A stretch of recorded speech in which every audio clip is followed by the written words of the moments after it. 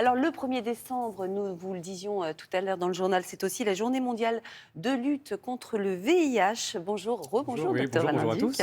Alors on en est où de la recherche? Est-ce qu'il existe aujourd'hui un traitement véritablement efficace contre le VIH? Alors aujourd'hui, on ne guérit pas du VIH. En revanche, oui, il y a un traitement efficace contre le VIH qu'on appelle les antirétroviraux.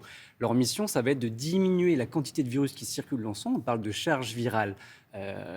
Et en fait, un patient qui a le VIH sous traitement efficace, qui a une charge virale indétectable, ne peut pas transmettre le virus. D'accord, c'est Hmm. déjà une belle avancée. Bon, prévention, en plus du préservatif qui reste indispensable, rappelons-le, on a fait d'énormes avancées, notamment avec ce qu'on appelle la PrEP. Rappelez-nous comment ça marche, La PrEP, docteur. c'est-à-dire prophylaxie pré-exposition. C'est en fait une personne qui va avoir des rapports sexuels à risque, qui ne met pas toujours de préservatif, il va pouvoir prendre ce médicament. Donc, Avant. Avant. Ouais. Alors, soit il a une activité sexuelle débordante, il le prend en continu et ça va le protéger contre le VIH, soit c'est plutôt une activité occasionnelle, et là, il pourra, il pourra prendre le traitement plutôt à la demande. La seule chose, c'est que ça ne protège que contre le VIH et pas contre les autres infections sexuellement transmissibles. Ça, c'est important de bien le retenir. Ça ne doit pas être très bon de prendre ça en préventif tout le temps, non? Si, c'est quand même un médicament. Bah, C'est en comme fait, la pilule en fait, non? alors, c'est-à-dire qu'effectivement, maintenant, c'est très très bien toléré, mais entre le prorata d'avoir une maladie VIH et un médicament qui vous protège, effectivement, la PrEP, c'est très efficace. Et la bonne nouvelle, c'est que depuis cet été, depuis 2021, les généralistes peuvent le prescrire. Avant, il fallait dans des centres spécialisés à l'hôpital. Maintenant, en médecine de ville, on peut vous prescrire la PrEP. Ben ça, c'est une bonne nouvelle. Il existe également un traitement d'urgence qui s'appelle le TPE, dont on parle très peu. Oui, Il s'agit de effectivement, quoi, on ne là? connaît pas trop les TPE, traitement post-exposition. C'est-à-dire que si un jour vous avez un rapport sexuel, le préservatif craque ou glisse, et qu'il y a un potentiel risque de contracter le VIH, il faut obligatoirement, enfin rapidement se rendre aux urgences. C'est un traitement qu'on prend le plus vite possible dans les premières heures, et on a jusqu'à 48 heures pour le prendre. Et c'est un médicament qui va vous protéger contre le VIH s'il y a eu un risque. Donc, Comme la pilule du lendemain pour nous les femmes. exactement, mais au moindre doute, il faut aller aux urgences. N'attendez pas, ne vous dites pas j'ai pris un, je sais pas, est-ce que ça a craqué pas. Voilà, vous avez un doute, vous allez aux urgences. Vous pouvez aussi aller dans des centres spécialisés, les Cégide. On pourra vous remettre ce traitement, le TPE, et c'est Je crois important. que c'est pas du tout contraceptif pour le coup. Hein. Non, effectivement, c'est juste ce n'est pour pas une protéger. contraception, c'est juste D'accord. une protection contre le VIH. Bon, on vient de voir les différents traitements dans le combat contre le VIH, mais ça passe aussi par le dépistage.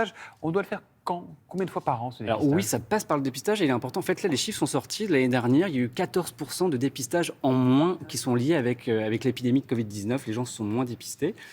C'est important de se faire dépister, surtout si vous êtes une population plutôt à risque. Les hommes ayant des relations sexuelles avec des hommes et des partenaires multiples, ça va être tous les 3 mois. Si vous avez rencontré l'âme sœur et vous souhaitez faire tomber le préservatif, là aussi, faites un test avant, parce que moi, je le vois au cabinet. Des patients me disent bah, non, on a retiré le préservatif, on n'avait pas fait le test. Donc, vous faites le test pour le VIH, mais aussi pour les autres infections sexuellement transmissibles. Et de façon plus large, la HAS recommande, si vous n'êtes pas vraiment à risque, de quand même de faire au moins un test une fois dans sa vie, si vous avez entre 15 et 70 ans. Donc c'est facile à faire. Et ce dépistage, on le fait où? Au laboratoire? Alors oui, dépistage, vous avez soit la prise de sang traditionnelle au laboratoire. D'ailleurs, il existe au labo sans ordo. Ça a été mis en place à Paris. En fait, vous pouvez vous rendre dans un laboratoire sans ordonnance, sans carte vitale, c'est gratuit. Et en fait, ça a tellement bien fonctionné, ça vient d'être étendu à toute la France. Ça va surtout commencer en 2022. Olivier Véran l'a annoncé dernièrement. Ça va être étendu, l'opération au labo sans ordo. Vous pouvez également vous faire dépister par prise de sang dans un centre de dépistage. Et dernière chose, si vraiment vous avez la phobie des laboratoires, d'aller faire une prise de sang, vous pouvez acheter un kit de dépistage en pharmacie ou à la maison. Vous pouvez, avec une petite goutte du sang au bout du doigt, vous pouvez déjà faire du dépistage. Ça marche bien, c'est fiable. Ça marche, c'est fiable. Effectivement, la seule petite chose, c'est qu'il faut respecter un délai de 3 mois. Par exemple, si aujourd'hui je prends un risque sexuel et que j'ai envie de faire un autotest pour savoir si j'ai pris un risque, il ne sera valable que si j'attends 3 mois pour le faire.